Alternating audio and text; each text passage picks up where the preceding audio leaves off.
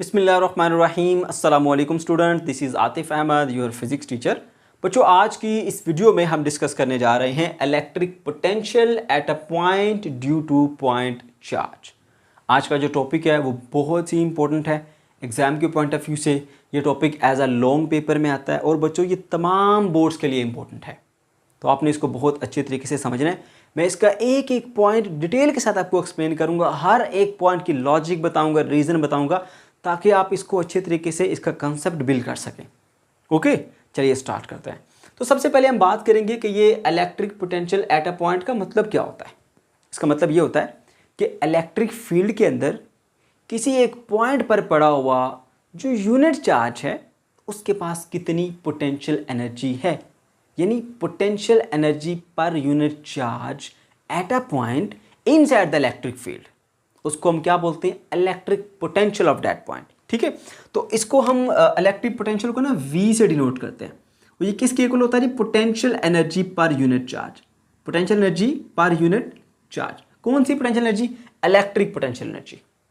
ठीक है, बात समझ के। अब आपने फॉर्मूला पढ़ा था, potential is equal to work done per unit charge. भाई वर्क एनर्जी इंटर कन्वर्टेबल है, तो आप पोटेंशियल एनर्जी भी लिख सकते हैं यहाँ पर। ठीक है, so V is equal to potential energy per unit charge. Some time यहाँ पर U भी लिखा होता है, तो आपकी अपनी चॉइस है, आप पोटेंशियल एनर्जी की बजाय U भी लिख सकते हैं, U/Q। क्लियर हो गया। अच्छा, तो बच्चों ये हमारे पास आ गया एक पॉइंट चार्ज, ये आ गए पॉइंट चार्ज की इलेक्ट्रिक फील्ड। अब ये सिर्फ इतनी सी नहीं है, ये काफ़ी फैली हुई है, लेकिन हमारे पास इतनी स्पेस नहीं कि हम इन सब लाइन को पूरा पूरा ड्रा कर सकें। जो हमारे काम की जिसको हमने इस्तेमाल करना है वो एक लाइन हमने जैसे बड़ी ड्रा कर ली है, बाकियों को हमने छोटा छोटा ड्रा किया। ओके, ये इलेक्ट्रिक फील्ड आ गई। इलेक्ट्रिक फील्ड के अंदर यहां पर एक पॉइंट B ले लिया। इस B पॉइंट के ऊपर आपने इलेक्ट्रिक पोटेंशियल कैलकुलेट करना है। तो हम क्या करेंगे, यहां पर एक पॉजिटिव टेस्ट चार्ज रखेंगे, यूनिट चार्ज यहां पे रखेंगे और देखेंगे कि उसके पास कितनी पोटेंशियल एनर्जी है। तो potential energy per unit charge at that point will be electric potential of that point. बस इतना सा काम है। ठीक है, अच्छा, अब सवाल ये पैदा होता है कि भाई किस तरह पता चलेगा कि इस पॉइंट के ऊपर इलेक्ट्रिक पोटेंशियल कितना है। ये पॉइंट B है और इलेक्ट्रिक पोटेंशियल को हम V से डिनोट करते हैं, तो इस पॉइंट पर पाया जाने वाला जो पोटेंशियल है उसको VB से डिनोट करेंगे और ये VB की वैल्यू जो है वो हमने फाइंड करनी है।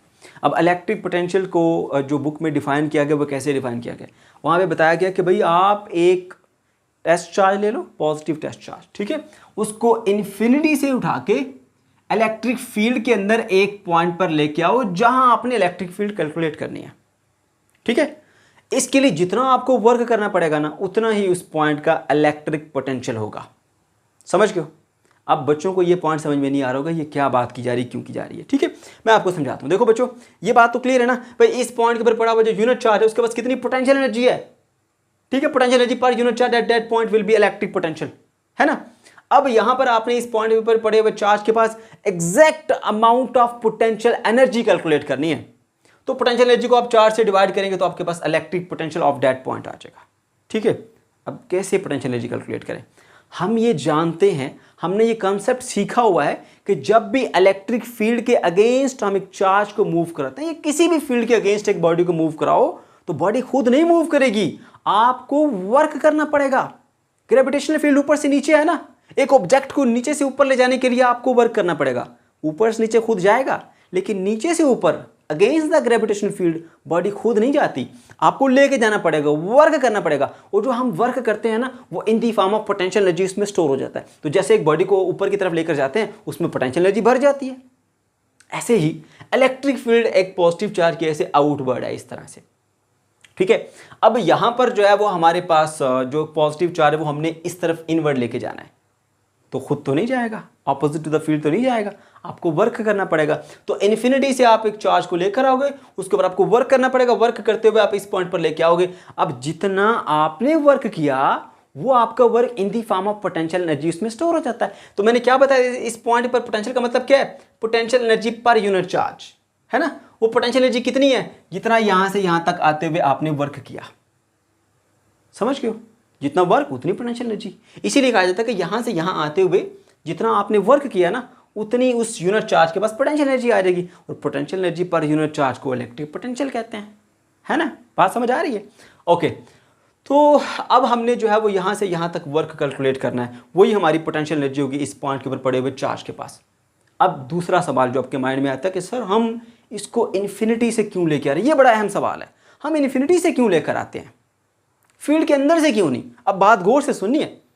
देखो, हमेशा याद रखो कि अगर एक चार्ज फील्ड के अंदर पड़ा है ना, उसके पास पहले से कुछ ना कुछ पोटेंशियल एनर्जी मौजूद होगी। कितनी है आपको नहीं पता, ठीक है।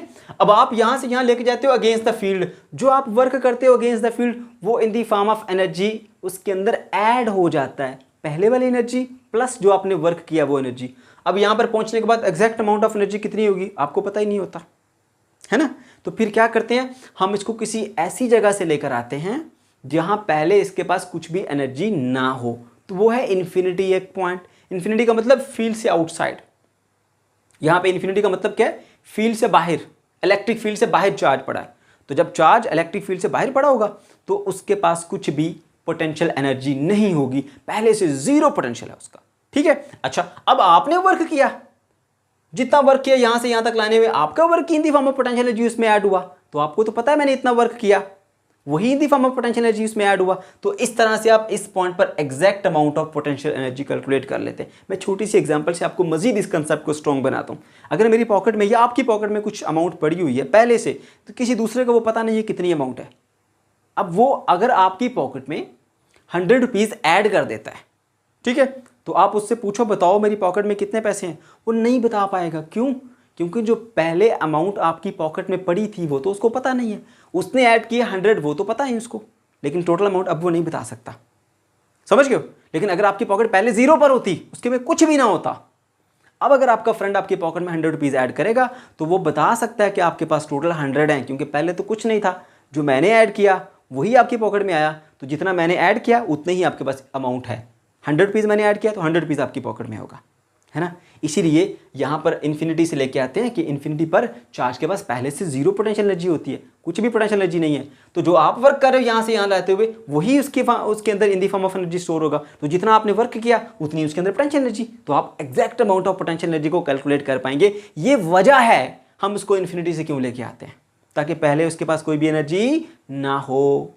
जितना हम वर्क करें वही उसके अंदर ऐड हो, पहले जीरो थी, जितना वर्क किया हमें पता है वही दी फॉर्म ऑफ एनर्जी ऐड हुआ। अगर हमने 10 जूल वर्क किया तो उस चार्ज के पास 10 जूल एनर्जी होगी। क्लियर हुई बात?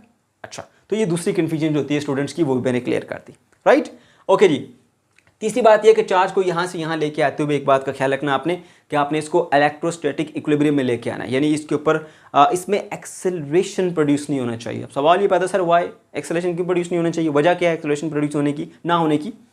जब चार्ज एक्सेलरेट होता है तो वो एनर्जी लूज कर देता है। क्यों? क्योंकि वो इलेक्ट्रोमैग्नेटिक वेव प्रोड्यूस कर देता है जिससे उसकी एनर्जी लूज हो सकती है। तो हमने चार्ज को इलेक्ट्रोस्टैटिक इक्विलिब्रियम में लेकर आना है ताकि उसकी एनर्जी लॉस ना हो, ठीक है।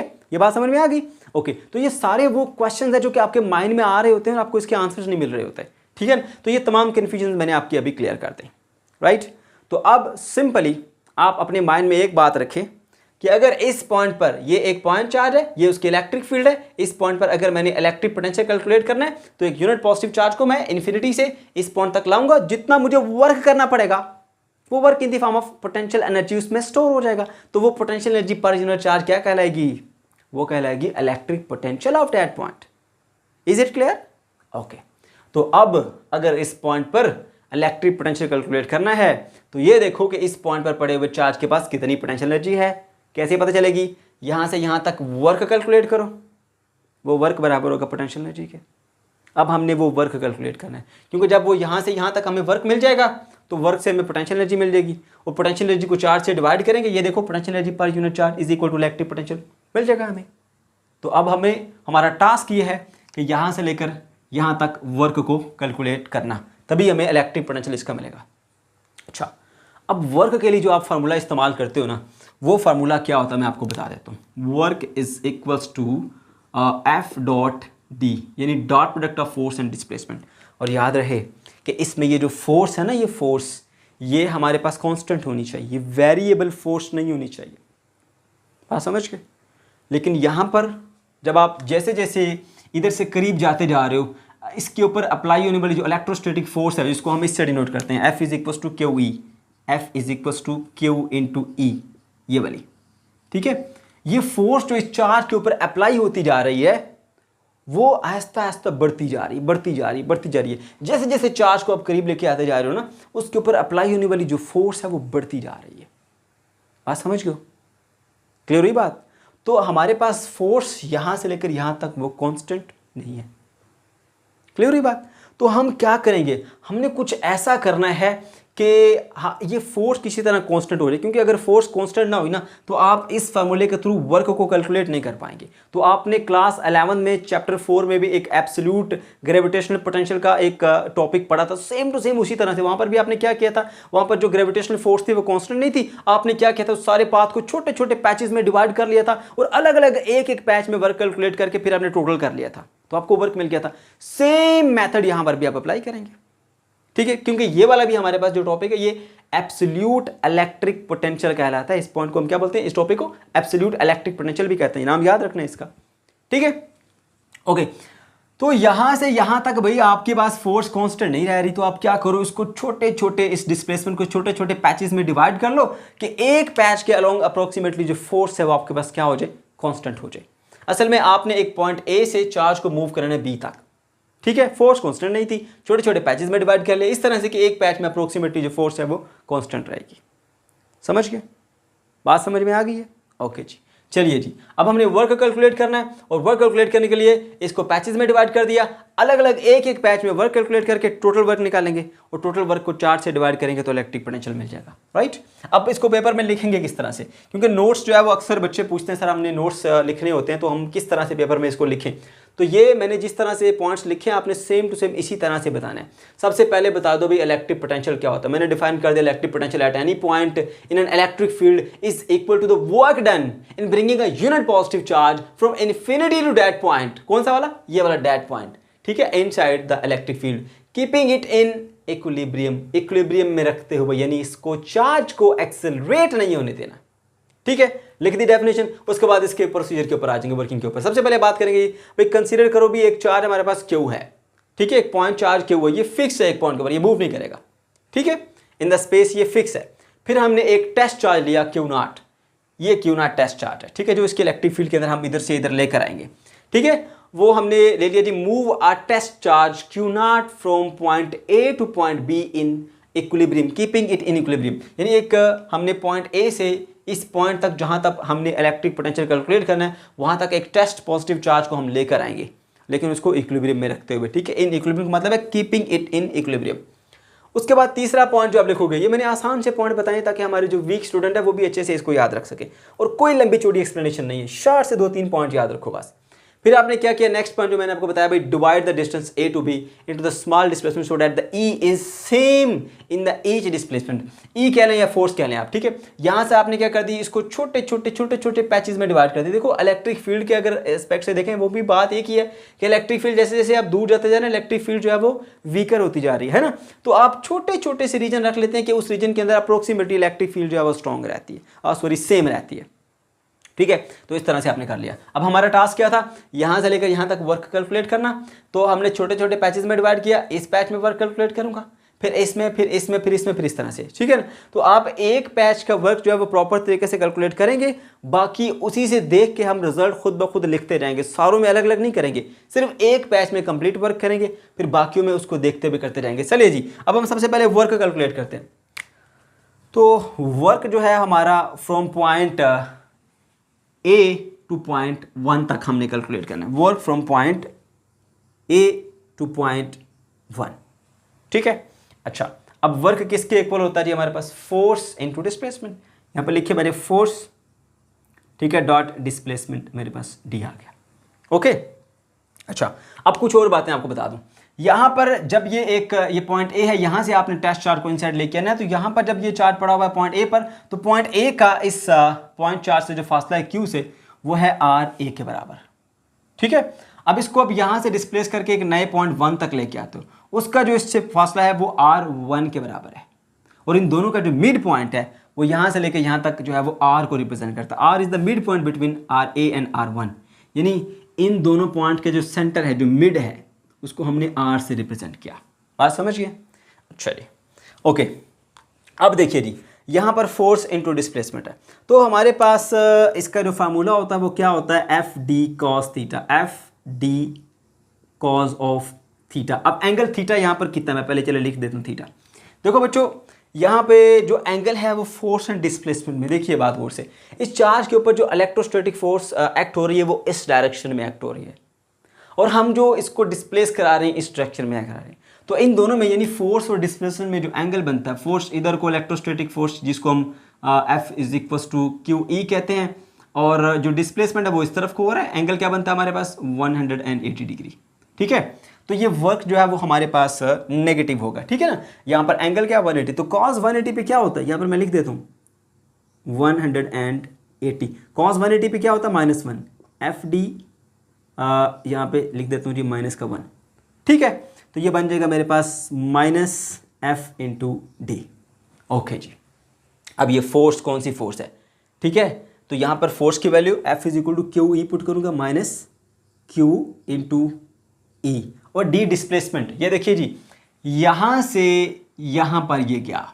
ठीक है, इस डिस्प्लेसमेंट को मैं बोलूँगा डेल्टा R, और ये कैसे मैंने कैलकुलेट किया, final minus initial position, final position minus initial. जब भी आप चेंज कैलकुलेट करते हैं, किसी भी चीज़ का चेंज हो, तो वो फाइनल माइनस इनिशियल सिचुएशन से किया जाता है। अब देखिए इनिशियली हमारे पास इसका जो डिस्टेंस था ना वो यहाँ से पॉइंट चार्ज का ये था, फिर ये चार्ज यहाँ से मूव करके यहाँ आया, तो फाइनल जो डिस्प्लेसमेंट था वो क्या था, वो R1 था। तो फाइनल R1 है और इनिशियल RA है, तो फाइनल माइनस इनिशियल करेंगे तो ये हमारे पास यहाँ से यहाँ तक displacement delta R, final minus initial R1 minus RA। ठीक है, ये हमारे पास डिस्प्लेसमेंट आ जाता है। तो इस की जगह पर मैं पहले लिख देता हूँ यहाँ पर डेल्टा R, ये वो डिस्प्लेसमेंट था जो उसने कवर किया। ठीक है, अच्छा अब यहाँ पर जो है वो इसको मैं इसको लिख सकता हूँ, ये जो E है इलेक्ट्रिक फील्ड है, इसको मैं यहाँ पर फॉर्मूले की सूरत में लिखता हूँ। इलेक्ट्रिक फील्ड E जो है वो हमारे पास इक्वल होती है Q/4πε0r²। ठीक है, ये वैल्यू है जी हमारे पास इलेक्ट्रिक फील्ड के, समझ गए। अच्छा, और इसके अलावा जो हमारे पास इस डिस्प्लेसमेंट की वैल्यू है डेल्टा R की, वो वैल्यू क्या है जी हमारे पास, वो मैंने वहाँ पर लिखी हुई है R1 minus RA, R1 minus RA आ गई। ठीक है, ये दोनों वैल्यूज उठा के मैं इसमें पुट कर देता हूँ। ओके, तो मेरे पास ये आ जाएगा -Q और ये कैपिटल Q डिवाइडेड बाय 4πε0, ये वाला R का स्क्वायर, और साथ में यहाँ पर ये आ जाएगा मेरे पास डेल्टा R की value R1 minus RA। Okay, ये आ गया जी मेरे पास work from point A to point 1। ठीक है, अच्छा अब यहाँ पर ना हमने छोटी सी कैलकुलेशन करनी है इस R के स्क्वायर की वैल्यू के लिए। ठीक है, यहाँ पर ये जो R² अगर मैं इसको ऐसे लिखा है तो वैसे तो हमारे पास ये वर्क आ गया है, लेकिन इस तरह से हमारी जो कैलकुलेशन है वो मुश्किल हो जाती है, कैलकुलेशन आसानी से हो नहीं सकती। उस कैलकुलेशन को आसान बनाने के लिए नहीं, ये R² को ना मैंने किसी तरह चेंज करना है। किस में चेंज करना है, R² = R1 × RA में। अब ये मैं कैसे बनाऊंगा, अब वो चीज़ मैं आपको समझाता हूँ। देखिए यहाँ पर ये जो रिजल्ट्स है ना, इन्हीं को इस्तेमाल करते हुए मैंने ये कैलकुलेशन करनी है, मैं आपको बता देता हूँ। देखो बच्चों, ये जो हमारे पास है ना, ये इसके सेंटर पॉइंट ये R, ये क्या है, इसका मिड पॉइंट है। और मिड पॉइंट को आप किस तरह से कैलकुलेट करते हो वो आपको पता है, mid point R = RA plus R1 divided by 2। ठीक है, इनका आपने मिड कैलकुलेट करना है तो ये वाली वैल्यू प्लस ये वाली वैल्यू और 2 से डिवाइड कर लो, तो ये आ गया हमारे पास मिड पॉइंट वाली वैल्यू। इसको मैं इक्वेशन 1 से रिप्रेजेंट कर देता हूँ ऐसे। ठीक है, और ये जो डेल्टा R है वो किससे रिप्रेजेंट करते हैं जी, डेल्टा R = मेरे पास है R1 माइनस RA, सो R1 माइनस RA मैंने यहाँ पे लिखा है, ये मेरे पास आ गई इक्वेशन नंबर 2 आ गई। ठीक है, मैं इसको रीअरेंज करता हूँ। रीअरेंज में इसको कैसे करता हूँ, मैं इसको ऐसे रीअरेंज करता हूँ कि भाई ये डेल्टा R है और इधर आके ये प्लस का RA हो जाएगा, ये इधर रह गया जी हमारे पास R1। ठीक है, और ये R1 की वैल्यू उठा के मैं इक्वेशन 1 में पुट करता हूँ, पुट इन इक्वेशन नंबर 1। मैं बच्चों आपको फिर से एक बात बता दूं कि हमने वर्क कैलकुलेट कर लिया है, लेकिन ये R के स्क्वायर को ना मॉडिफाई करके हमने इस फॉर्म में लेकर आना है। अगर इस फॉर्म में लेकर आएंगे तो हमारे पास इसकी कैलकुलेशन आसान, just to make calculation easier हम इस R² को इस फॉर्म में चेंज करते हैं, और उसके लिए आपको ये कैलकुलेशन करनी पड़ती है। इसके अलावा इसकी कोई और लॉजिक नहीं है, सिर्फ और सिर्फ आपकी कैलकुलेशन को आसान बनाने के लिए, सिंपल बनाने के लिए ये ज़रूरी है। मैं आपको बताऊंगा कि इसने क्या आसानी आपके लिए पैदा की। ठीक है, मैं साथ साथ एक्सप्लेन करूंगा, लेकिन ये स्टेप्स आपको लाजमी से करने पड़ेंगे। ओके, तो आपने इक्वेशन 1 में ये वैल्यू पुट करनी है। ये क्या बन जाएगा आपके पास, R is equals to R A, इसी तरह से आया, और R1 की जगह आपने ये वैल्यू पुट कर दी R A plus delta R, और डिवाइडेड बाय 2 था, नीचे लिख दिया आपने 2 ऐसे। क्लियर होगी। उसके बाद क्या करेंगे जी, R इज इक्वल्स टू, ये देखें एप्पल प्लस एप्पल 2 एप्पल होता है, तो R A plus R A 2 time R A हो गया, और प्लस ये वाला डेल्टा आर आ गया, और डिवाइडेड बाय आ गया आपके पास 2, राइट। यहां पर लिखा हुआ आर का स्क्वायर, तो आप पहले से इस आर के स्क्वायर की वैल्यू ले लें, यानी दोनों तरफ स्क्वायर ले लें, इधर भी आप स्क्वायर ले लें और इधर भी आप स्क्वायर ले लें। 2 R A plus delta R divided by 2 इस पूरे का स्क्वायर, समझ गए। अब मैं क्या करता हूं भाई, आर का स्क्वायर इज इक्वल्स टू, इन दोनों के नीचे 2 अलग अलग डिवाइड करता हूं, 2 time R A divided by 2, ठीक है, और फिर plus delta R divided by 2, ऐसे मैंने दोनों के नीचे अलग अलग डिवाइड कर दिया। ये 2 जो है वो इस 2 से कैंसिल हो जाएगा, ठीक है। तो मेरे पास आ जाएगा यहाँ पर R square is equals to R A plus delta R divided by 2 इस पूरे का स्क्वायर। अब a plus B whole square का फॉर्मूला इस पर अप्लाई कर देते हैं, तो ये बन जाएगा जी इसके मुताबिक a का स्क्वायर प्लस ये b का स्क्वायर, यानी डेल्टा r का स्क्वायर डिवाइडेड बाय 4 बनेगा, और प्लस 2ab, 2 ये हमारा a बन जाएगा, और ये हमारा बन गया b, तो a square b square 2ab, ये फॉर्मूला ओपन हो गया। अब देखिए जी, यहां पर ये लिखा हुआ डेल्टा r का स्क्वायर, डेल्टा का मतलब होता है स्मॉल चेंज, तो ये smaller value delta R mean small change in the distance, ठीक है, इसको हम कहते हैं स्मॉल वैल्यू है इसकी, और स्मॉल वैल्यू का स्क्वायर लेते हैं तो वो और भी स्मॉल हो जाती है। जैसे फॉर एग्जांपल अगर मैं कहता हूँ जी मेरे पास लिखा हुआ है 0.5, ठीक है, जिसको हम बोलते हैं हाफ, अगर मैं इसका स्क्वायर लेता हूँ तो मुझे जो स्क्वायर मिलेगा वो 0.25 यानी 1/4 रह जाएगा। तो स्क्वायर लेने से, एक स्मॉलर वैल्यू का स्क्वायर लेने से वो और स्मॉल हो गई, समझ गए। तो इसी तरह से डेल्टा आर जो है वो एक स्मॉलर वैल्यू है, उसका स्क्वायर लेंगे तो वो और स्मॉल हो जाएगी, इसलिए हम उसको निगलेक्ट कर सकते हैं। तो यहाँ पर हमने इसको कर दिया ऐसे निगलेक्ट, ओके।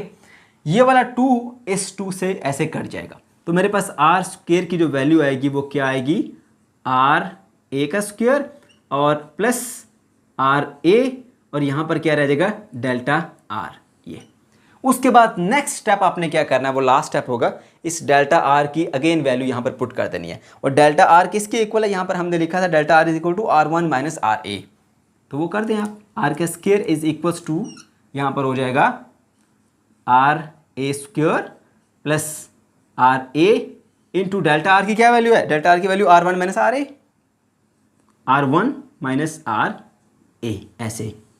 अब करिए ज़रा इसकी कैलकुलेशंस, आर का square is equals to R A square plus R A R1 और माइनस ये मल्टीप्लाई होके माइनस अगेन आर ए का स्क्वायर। अब देखो आर ए का स्क्वायर पॉजिटिव, आर ए का स्क्वायर नेगेटिव, तो ये आपस में ऐसे कट जाएंगे, क्या बचा आर ए इंटू आर में। तो मैंने आपसे पहले कहा था कि आपने इस आर स्क्वायर को आर ए इंटू R1 की फॉर्म में लेके आना है, जिससे हमारी कैलकुलेशन आसान होगी और आसानी से हम वैल्यू को कैलकुलेट कर पाएंगे, ठीक है। तो ये देखिए हमारे पास उसी फॉर्म में आ गया, R square is equal to R1 into R A, वो वैल्यू आर स्क्वायर की यहाँ पर पुट करो तो आपको वर्क मिल जाएगा फाइनली, ओके। तो ये सारे का सारा मैंने ब्लू से किया, ये जस्ट कैलकुलेशन को आसान बनाने के लिए, इसका फंक्शन और कुछ भी नहीं था। तो मैं यहाँ पर लिख देता हूँ भाई, मेरे पास जो है वो जो वर्क है from point A to point 1 is equals to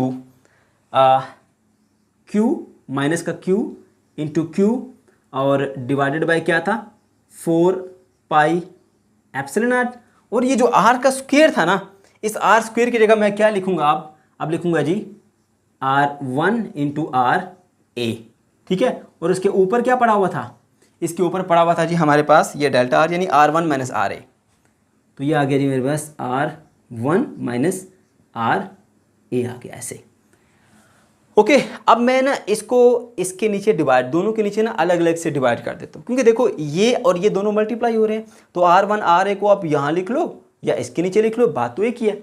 तो मैं इसके नीचे लिख के अलग अलग से दोनों के साथ डिवाइड कर देता हूँ। So work done from point A to point 1 is equals to minus Q into Q divided by 4 pi epsilon naught और इधर होगा जी हमारे पास R1 divided by R1 RA minus RA divided by R1 RA, ऐसे, यानी दोनों के नीचे अलग अलग डिवाइड कर दिया। अब देखो क्या R1 R1 से कट नहीं जाएगा और क्या RA इधर RA से कट नहीं जाएगा, तो आपको जो फाइनली वर्क मिलेगा, work from point A to 1, point A to point 1 is equals to minus q q minus q q, और साथ में क्या आएगा जी, divided by 4 pi epsilon naught, यहाँ पर आ जाएगा आपके पास 1 over RA minus 1 over R1,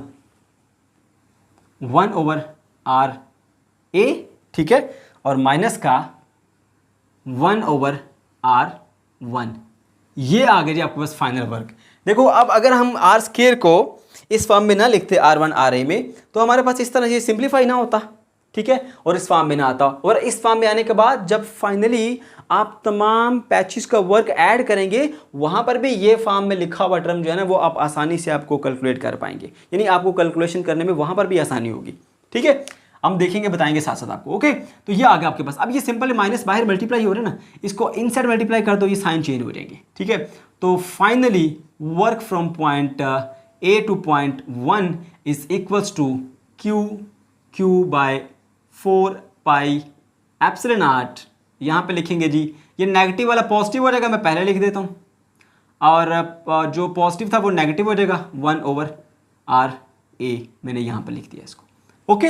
ये पॉइंट समझ में आ गया बच्चों आपके, ओके। तो इस तरह से आपने एक पैच का वर्क जो है वो कैलकुलेट कर दिया। अब बाकी पैचेस का वर्क के लिए आपको ये सारा प्रोसीजर करने की जरूरत नहीं है, आप इसी को देख के इसी के अकॉर्डिंग जो है वो बाकी वर्क भी कैलकुलेट करेंगे, ठीक है। तो अब हमने इस A पॉइंट से 1 तक वर्क कैलकुलेट किया, अब 1 से 2 तक वर्क कैलकुलेट करना है, तो work done from point 1 two point 2, इसी को देख के आप प्रेडिक्ट कर लेंगे। देखो क्या चेंजिंग आई है, अगर आप A से 1 तक जाते हैं ना, तो यहाँ R1 है और यहाँ RA आया। इसी रिस्पेक्ट से जब आप 1 से 2 तक जाते हैं, तो भी आपके पास कुछ इसी तरह का चेंज आएगा, 4 पाई एप्सिलॉन नॉट, यहाँ पर लिखेंगे जी R2 1 over R2 minus 1 over R1 कह दें इसको आप, ये करेंगे आपका। ये देखो ये A पहले है 1 बाद में है ना, तो यहाँ पर 1 पहले और A वाले टर्म बाद में है। उसी सीक्वेंस से जब यहाँ वर्क डन फ्रॉम 1 से 2 करेंगे ना, 1 पहले 2 बाद में, यहाँ 2 पहले और 1 बाद में आया, ठीक है। इसी तरह से जब मैं work from point 2 to point 3 करूँगा, work from point 2 to point 3 करूँगा, तो मैं क्या करूँगा जी, q by 4 pi epsilon naught, और यहाँ पर आएगा जी मेरे पास work from point R3 minus 1 over R2 आ जाएगा। इसी तरह से जो वर्क मैंने कैलकुलेट करना है जी फ्रॉम पॉइंट 3 टू पॉइंट 4, उसके लिए क्या करना पड़ेगा, अब मैं सेम टू सेम सिर्फ ये वैल्यू चेंज करता हूँ, इसको देख के प्रेडिक्ट करके मैं आगे नई वैल्यूज लिखता जा रहा हूँ, Q by 4 pi epsilon naught, और ये आएगा मेरे पास 1 over R4 minus 1 over R3, ये आ गया। अब चलते चलते हम लास्ट पैच पर चले जाएंगे, ऐसे चलते चलते लास्ट पैच पर, या N से लेकर B तक, ओके। तो हमारा लास्ट पैच है जी, सिमिलरली यहाँ पे 3 डॉट लगा लें ऐसे ऐसे, तो work from point N to point B, point N to point B, वो क्या आएगा आपके पास, q by 4 pi epsilon naught, ठीक है, और यहाँ पर क्या आएगा 1 ओवर RB, ठीक है, और माइनस 1 ओवर RN, ऐसे आएगा, ठीक है। तो ये आपने क्या किया, इन तमाम पैचेस का इस तरह से वर्क कैलकुलेट करते हुए यहाँ तक सारे वर्क को आपने कैलकुलेट कर दिया N नंबर तक, ठीक है। ये आपने छोटे छोटे पैचेस में डिवाइड किया था ना, सारों का वर्क आपने कैलकुलेट कर लिया, और ये वर्क कैलकुलेट करने के बाद अब आपने क्या करना है जी, टोटल वर्क निकालना है, ठीक है। तो टोटल जो वर्क है आपका वो कहाँ से कहाँ तक है, पॉइंट A से लेकर पॉइंट B तक, ठीक है। तो आप लिख दें जी work from point A to point B, वो इन सब वर्क का जो है ना वो सम होगा, उसमें आप लिखेंगे जी, अब अगर पहला वर्क क्या था, ये वाला था ये, ठीक है, उसको लिखेंगे जी q by 4 pi epsilon naught, ठीक है, और साथ में लिख दो इधर 1 over R1 minus 1 over R A, फिर प्लस दूसरे वाला कौन सा वर्क था, ये 1 से ए से 1 हो गया, अब 1 से 2 वो ये वाला वर्क था, क्या था, Q Q by 4 pi epsilon naught, यहाँ पर क्या आता साथ में R2 R1, 1 over R2 minus 1 over R1, फिर plus Q Q by 4 pi epsilon naught, ये तीसरा जो वर्क था 2 से 3 तक वो क्या था 1 over R3 minus 1 over R2, plus फिर हमारे पास चौथा 3 से 4 तक वर्क था वो क्या था, वो ये वाला था, सबको ऐड करो Q Q by 4 pi epsilon naught, और साथ में आएगा हमारे पास 1 ओवर आर, क्या आएगा जी R4 minus 3, okay R4 minus 1 over R3, ये आ गया। और लास्ट कौन सा था, ऐसे ही लास्ट आ जाता है जी हमारे पास ये वाला, चलते चलते जो लास्ट था ना हमारे पास, यहाँ पर डॉटेड डॉटेड लाइन लगा देता हूँ, और लास्ट वाला ये था n से b तक, तो Q Q by 4 pi epsilon naught from point R B minus 1 over R B minus 1 over R N, ये आ गया। अब इन सब के अंदर ना ये Q Q by 4 pi epsilon naught, Q Q by 4 pi epsilon naught, Q Q by 4 pi epsilon naught सब में कॉमन है, वो कॉमन ले लेते हैं।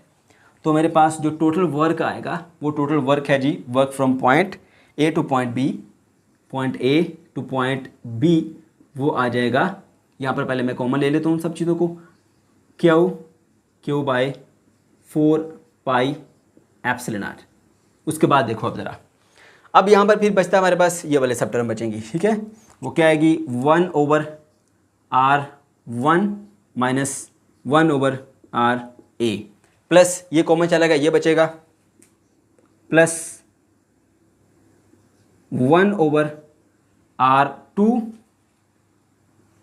Minus 1 over R1, 1 over R3 plus 1 over R3 minus 1 over R2, ठीक है, ये भी हो गया। फिर इसकी बारी आ जाएगी ऐसे ही, उसमें लिखेंगे plus 1 over R4 minus 1 over R3, और चलते चलते हम लास्ट तक जाएंगे, लास्ट तक जो हमारे पास आएगी वो ये वाली आएगी part 1 over RB minus 1 over RN ले लेंगे आप यहाँ तक, ये ठीक है। अब इसके अंदर जितने भी ये पार्ट है ना स्वाय ये RA और RB के, वो सब के सब आपस में कटेंगे। अब यहाँ पर हम n नंबर तक गए, सारों को हम बना नहीं सकते। शुरू में हम देखेंगे, ये देखो ये हमारे पास 1 ओवर R1 पॉजिटिव है और ये 1 ओवर R1, ये देखो ये नेगेटिव और ये वाला पॉजिटिव, ये आपस में ऐसे कट गए, ठीक है। अच्छा, ये 1 बाय R2 पॉजिटिव, ये 1 बाय R2 नेगेटिव, ये आपस में ऐसे कट गए, ठीक है। ये 1 बाय R3 पॉजिटिव, ये 1 बाय R3 नेगेटिव, तो ये जितने भी हैं वो आपस में सारे कटते जाएंगे। अब सारी हमने बनाई नहीं है ना, इस वजह से बस हमने प्रिडिक्ट कर लिया कि पहला वाला भी कट गया, दूसरा भी कट गया, तीसरा सारे कटते जा रहे हैं। आपका बचेगा कौन सा, ये देखो एक यहाँ पर बचा ये माइनस 1 ओवर RA, और एक ये आखिरी बचेगा 1 ओवर RB।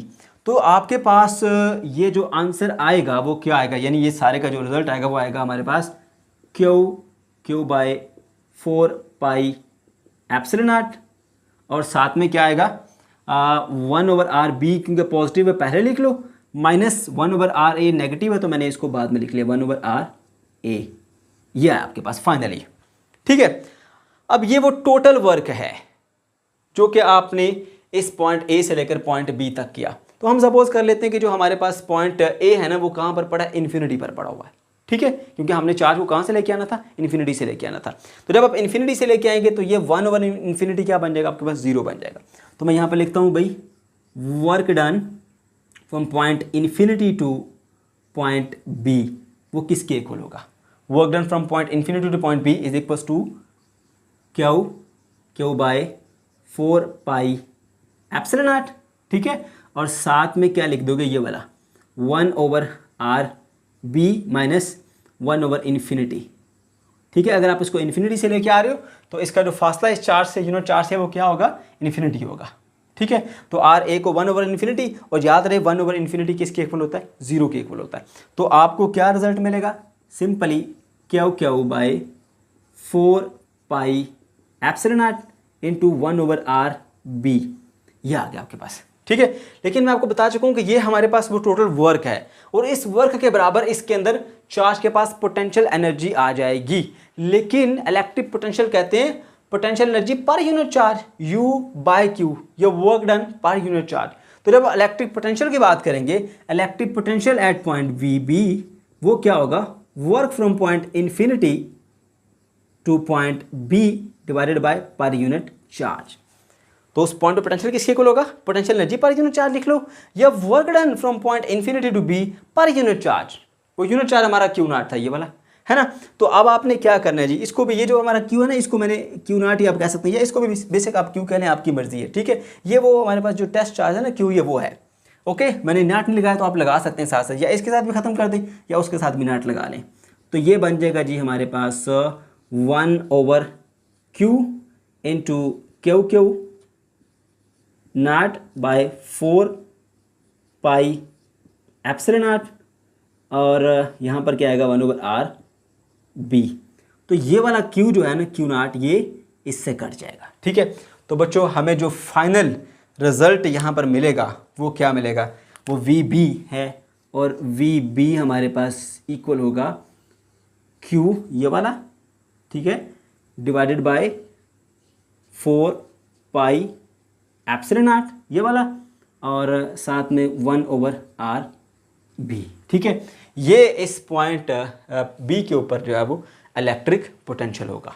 ओके बच्चों, तो ये था हमारा आज का लेक्चर। अगर आपको कोई कन्फ्यूजन है या किसी किस्म का कोई प्रॉब्लम है तो कमेंट सेक्शन के अंदर आप ज़रूर पूछ सकते हैं।